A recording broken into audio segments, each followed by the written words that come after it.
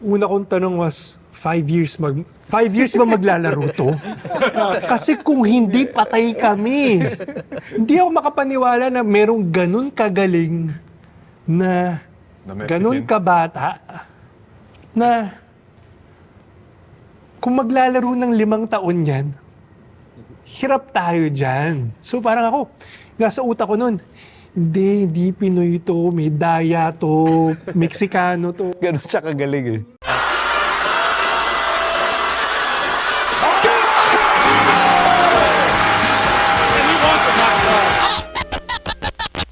What are the best days? Glory days. These are the best days. Glory days. Halina't makinig sa mga kwento, sa mga kwento ng ating mga idolo. Tara na, kwentuhan na tayo dito. Cause you know we gon' talk about basketball. So would y'all listen up and hear the message, y'all? And if you step back, take the shot that falls, best believe that glory days will recall the past and the present, and their presence is clear. Relive some memories, glory days is here.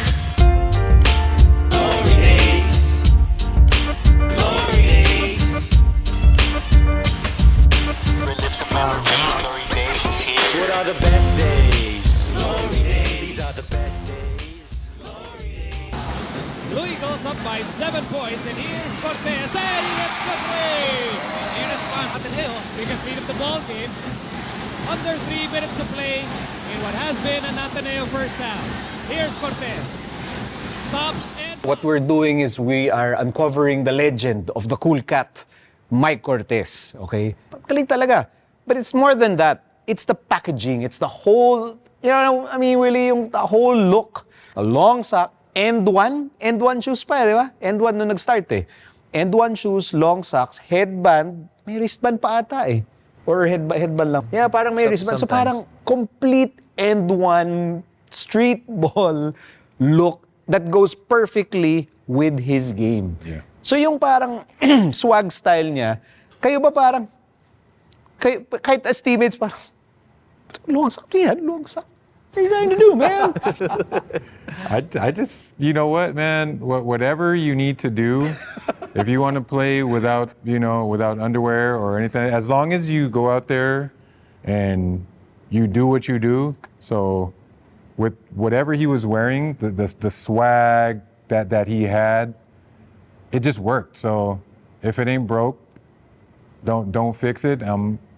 Walang basagaran trip. Yeah, Basta produce. We didn't really pay too much attention to what he was wearing. Yeah, we were aware that, this guy's endorsed by N1.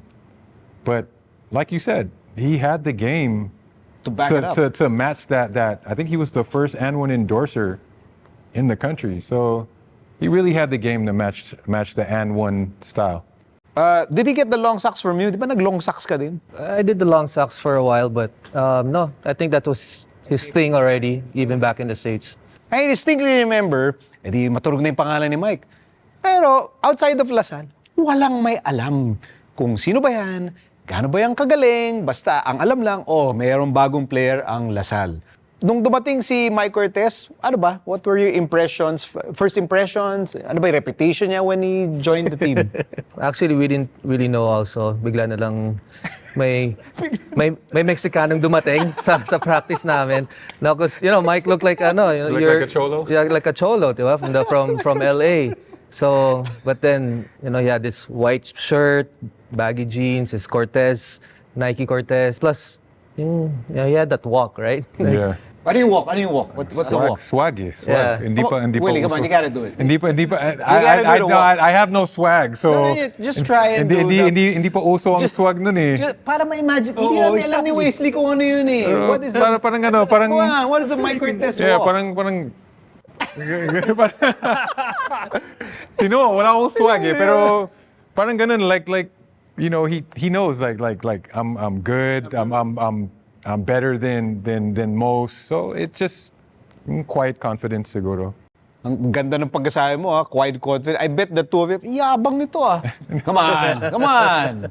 Was it like that? Well, I played with him in the outside leagues already before his first UAAP start. So I knew once he started practicing with us, and once I saw him in his first game, I was like, this guy's special. He's just different.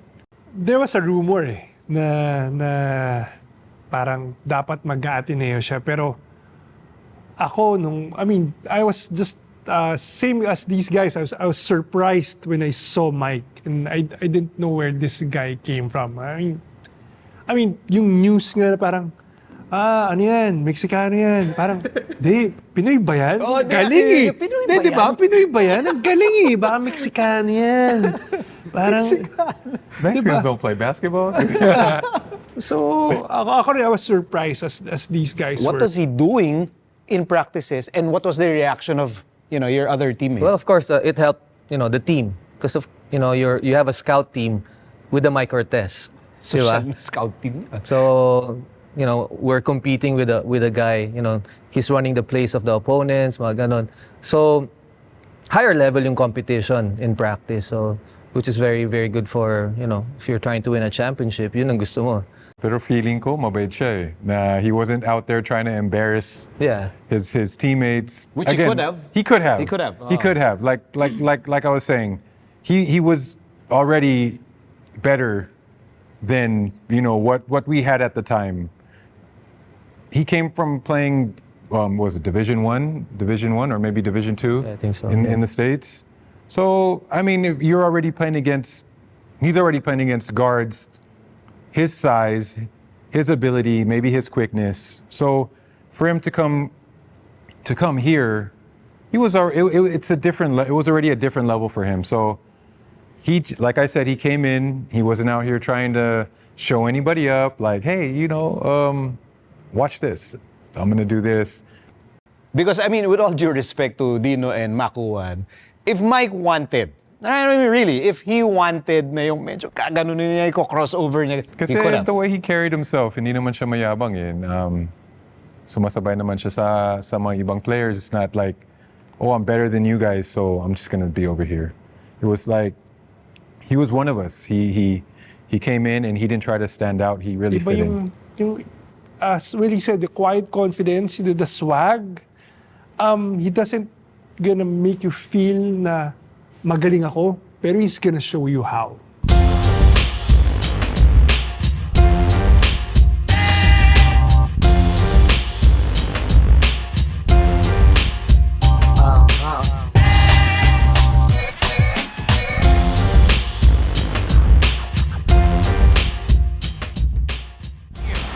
Here's Cortez, fall away. Oh, he's starting early, shooting over Paul Tanch. Right, over to the middle. And it ties the game. It's taken over. Lasal. Here's another steal for Mike Cortez. He's got Tenorio to beat. So we're talking about the game of Mike Cortez. Let's break it down. Maswerte tayo, may dalawang coach tayo dito, Wes. Oh. So dahil coach kayo dito, kayo parang bigay nyo yung parang sort of scouting report, like a sort of strengths, weaknesses, really from a coach. Okay, well let's start on the offensive end. He's right-handed, but he's strong left. Super quick going to the basket.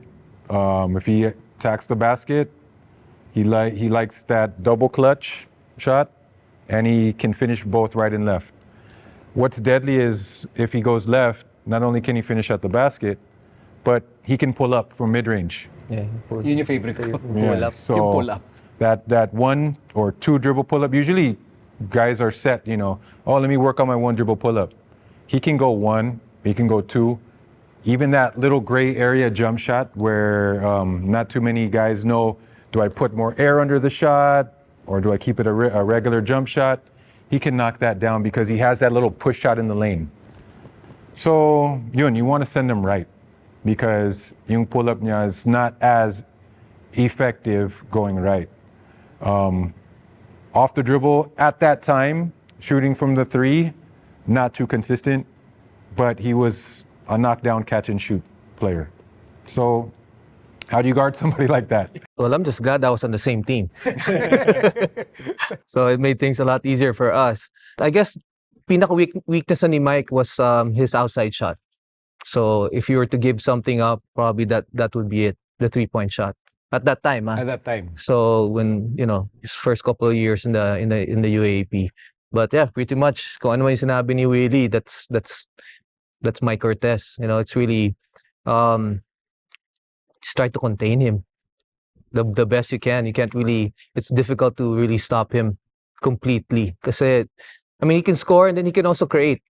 So we had that, you know, weave play. He'd just do isolation on top, and then he'll pick and choose. Marami yung Diba? drop pass dun eh. Diba? It's either a drive all the way, drop pass to Willy, to Adonis, or kick out to Renren, or he'll pull up for that mid-range jumper. So ang dami niyang weapons talaga. So, and he knew how to use it.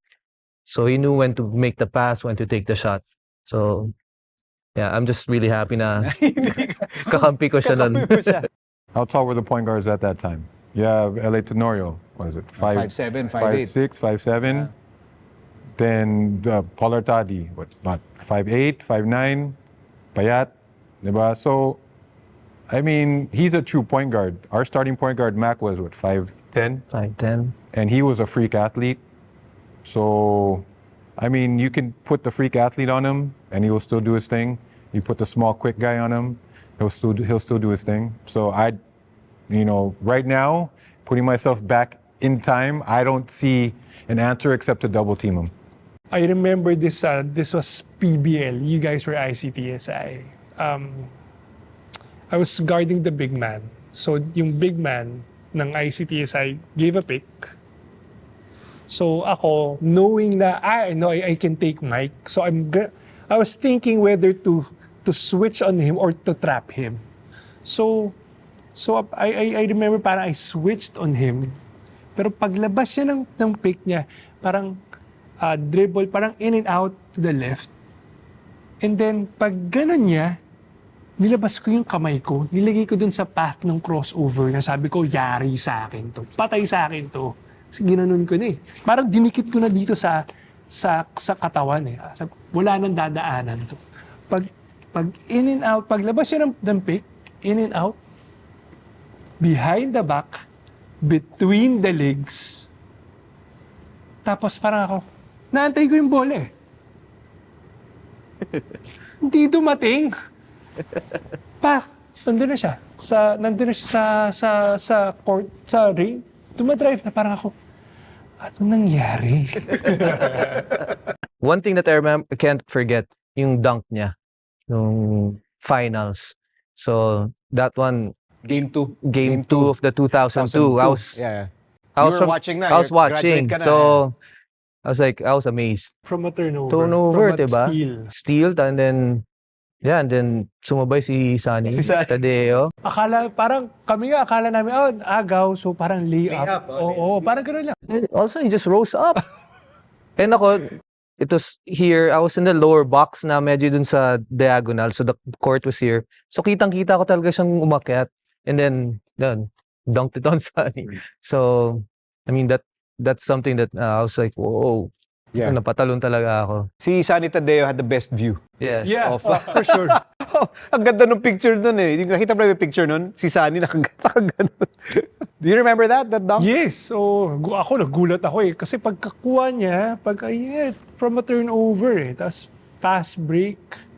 Tapos biglang, akala ko parang ordinary layup lang eh. Biglang, bang! Si Sunny nakaganon. Patay. Bale, so yun na yung game 2. Yun na. And Mike had I think Mike top scored. Yeah. Grabe yung game ni Mike nun. It was unstoppable. Upon seeing this Mike Cortez on the court, and you then realize na parang, okay, ilang taon pa pala natin makakalaban ton. Ano yung klase nung gigil na yun? You were kind of touching on it kanina. Is it gigil na parang, kaya ko to, gusto kong makalaban to? Or yung gigil na, gigil ako kasi I need to bring my A game in order to compete with this player? Yung iniisip ko nun was, our point guards were LA and Epoch eh. Smaller than Mike. Mike's 6'1". And how are we going to compete against this tall point guard, very skillful, very smooth, very athletic? So parang ako, kailangan meron tayong gawin dito, or kailangan pag pumasok tayo kalaban natin, Mike, you cannot let down. You have to make yourself, you You have to make him feel that you're there. Just hit him and try to get under his skin. Hit it. Kung maano, kung machichampuan mo siya. Kasi if you ang shifty can. niya eh. If We you were talking can. to Paul Artadi about Mike, and sabi niya, yeah, that's all he had. He was trying to hurt him already. And then si Mike, he's so cool and composed. You know, he just kept on playing down. So it didn't rattle him even when people started, you know, starting to play physical. Even when he is embarrassing players like Wesley, smooth na smooth panoorin. Super Yeah. smooth. In fact, it's a different level of smooth. Smooth. Diba? Smooth. Smooth na smooth. Diba? Smooth na smooth. Ganun siya, ganun katindi.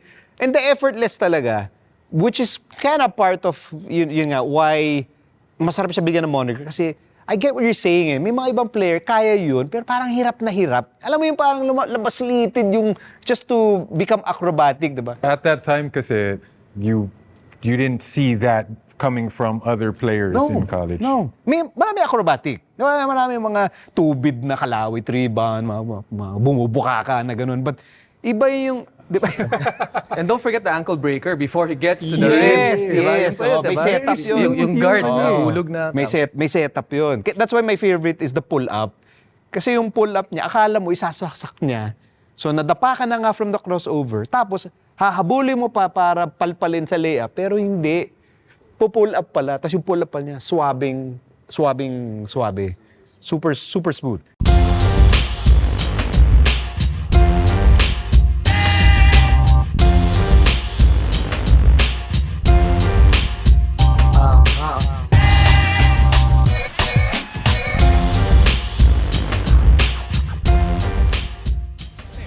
Points for Cortez. He gets the steal against the rookie.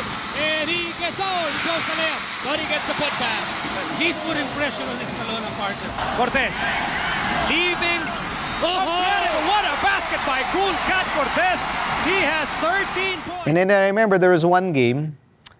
Gusto ni Mike yung parang yung breaking down the press, di ba? Gusto niya yan eh. Parang nadadapa na yung mga nagsumusundot, pero si Mike parang tuloy-tuloy lang. And so I was covering it, parang ako, grabe tong player na to in my head, parang di siya nadadapa. Never loses bala. Parang pusa. I was like, it's like a cat. And I already knew at the time na parang yun nga, parang cool demeanor, hindi nagtatrash talk, hindi nagsasalita. Like, I don't know, at the time, parang I don't know what he sounded like. Ang alam ko lang is quiet. So I was like, parang, okay, this player, parang pusa, very cat-like, and very cool demeanor. So in my head, parang cool as ice, quick as a cat. Parang there's something there. Parang, ako pwede siyang the cool cat. Ako pwede. So the next game, warm up. I forget sinong kalaban nyo. Lapit ako kay Coach Franz. Paalam ako. Coach, meron akong gusto subukan. Okay lang ba if yung nickname ni Mike Cortez was the Cool Cat? Si Coach Franz naman, talo mo siya. Oh. Okay, so lapit ako kay Mike. Hey Mike, would you mind? Do you mind if I try the moniker the Cool Cat? Siyempre si Mike, hindi naman nagsasalita, ba? Okay. Yun lang yun, Cool. O di, sinubukan ko. Nagkataon, that season, Mike was fantastic noong 2000. He was really, really great. Every game, laging may highlight. So pag ganun, ako as a commentator, thank you. Kasi may opportunity ako para i-sell talaga yung moniker. Yeah. So parang, Cortez, drives, goes up, wow, the Cool Cat! So parang, thank you, di ba? Yeah. Kasi parang pumopogi yung yung moniker. So, be honest. Kakaibigan naman tayo dito eh. Nung una yung narinig na ba may moniker na tong buwisit na to Yung totoo, Willy. The first time you heard na parang, what do they call it? Cool Cat? What was your reaction? I thought the moniker was awesome. I thought it was amazing. I was like, it's kind of like having a celebrity teammate. You know, like, oh, this dude got a moniker already. This dude is endorsed by N1. You know, like how many? I mean, I know now it's commonplace, but at the time, I think we only had Dino was endorsed by Adidas. Yeah, Dino, Ren, and Don. Yeah, so we only had 3 players that were endorsed by Adidas, and it wasn't like, Mike was the face of And One Philippines. So, it's like having a celebrity Mukha nga teammate. niya yung logo, di ba? Yeah, Pinakaganon. So when he gets that moniker, when you give him that moniker, it's just like just an added layer to Mike Ross, Cortez. parang target siya eh. Kasi, may moniker na to, rookie pa lang, and kumbaga, and he's been proving himself all throughout that year. So, for us, parang, kailangan natin pakitaan to dahil siyempre nung ako I was on my 3rd year already, so parang rookie, cool cut, yari sa akin to, parang gano'n eh. Parang gano'n yung approach namin, kami nila Enrico na parang cool cut. Kuting, gawin natin kuting yan. Parang gano'n eh. Why did you feel the need to give him a moniker? I mean, marami naman magaling sa like Enrico, premier big man yun, but siya walang Alam nickname. mo, Willie, diretso mo na kasi. Hindi, Tanong mo kasi na, like, bakit ako I mean, di mo why bigyan ng can moniker? I get- Diretsoin mo na. I mean, I was a Ang good dami pa, screener. paikot-ikot. I was a good screener. I mean, Paikot-ikot ka pa I was eh. a good screener. We're all I good screeners. That's all Yeah, we did. yeah. I mean, you could. I mean, that could have propelled me to newer heights in my collegiate When you're a career. commentator, inaaba mo kasi who stands out. Di ba? Time player, di ba? Lahat yan magaling, lahat marunong. And you wait for players who either do special things or may ibang dating, di ba? May ibang arrive, di ba? Ibang dating. And nagkataon si Mike, parang really had that, wala pang swag. Hindi pa nga term yung swag nun, di ba? Wala pa eh. Wala pa yung term nung 2000 eh. But it's just that parang he had that ability to entertain while playing. He wasn't trying to entertain. He was trying to win games, right? Pero when he tries to win games, he does it in, alam mo yung mapapagano ka talaga eh. Like kung meron lang social media nun, yung mga highlights niya, pa-viral yun. Especially driving to the left, tapos yung ibabangga niya against the big guy, babangga. and then sa kanya kukunin dito. From your vantage point as teammates, kasama niyo siya in school, in practice, pero nakita niyo ba or naramdaman niyo ba na parang, this guy is creating an impact on like the entire league, the way people are talking about him, the way people are like saying wow to his moves. Was that something that you witnessed, something that you felt? LaSalle was one of the first, I think actually the first school to really start recruiting Philams. So you have Mon, Don Aliado, Alvin Castro, myself, and then Mike comes along. And then Mike just changes the game. The other schools started doing the same thing.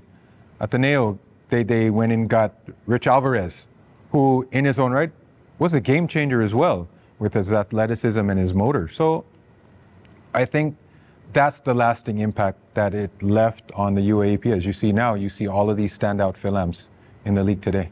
I guess it was more of the continuation. He continued the tradition of great guards in the UAAP. Diba? Nandiyan din sila, Johnny A and all of that. So, but then, yun, parang naging modernized. He modernized that aspect of, because of his game. Hinip-hop niya eh. But diba, there are a lot of great point guards, diba, that came, throughout the years. Diba sila, and then I guess tama-tama lang. He came in the right time, 2000s. So papalitan ko na yung type of point guard. Yun nga, parang hinip-hop niya. He added a little flavor into it. You look at those point guards sa inyo, from Dino Aldeguer, Makuan, Tony Boy Espinosa. Tony Boy Espinosa, very, very different. Ateneo, L.A. Tenorio, Epo Quimpo, Paul Tanchi, very, very different from even Paul Artadi, very, yan yung mga magkakasabay.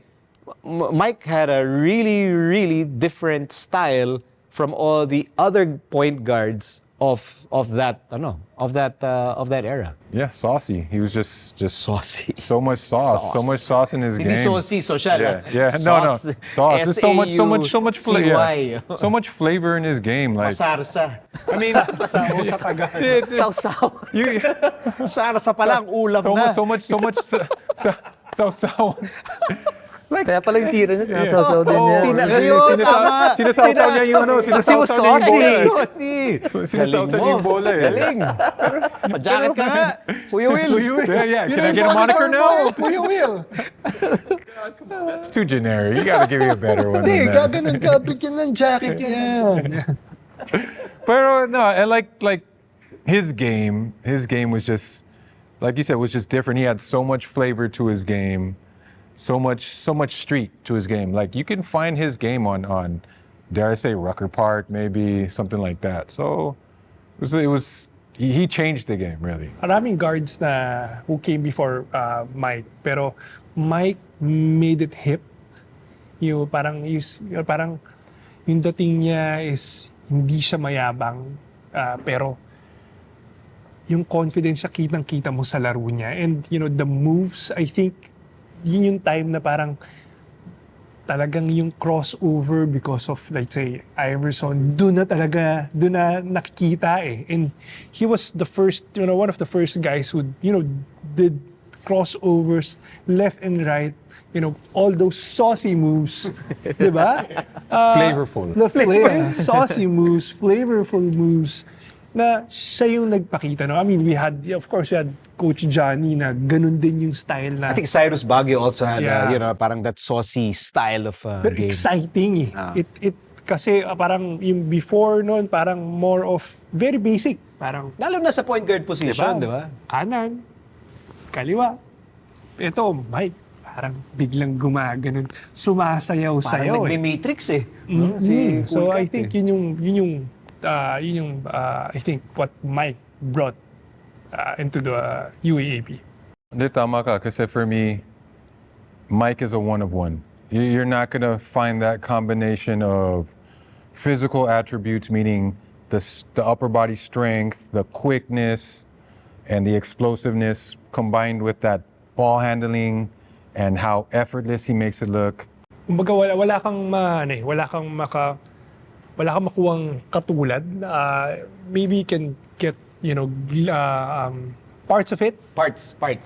but not the entire composition of Mike Cortez. Parang para ko-combine mo, Jerome Lastimosa, a little bit of Terence Romeo, a little bit of RJ Abaria. Parang kailangan, ipa-Frankenstein mo eh. Para lang makabuo ka ng isang Mike. You agree? 1 out of 1, Mike Cortez? Yes, I agree. Yeah.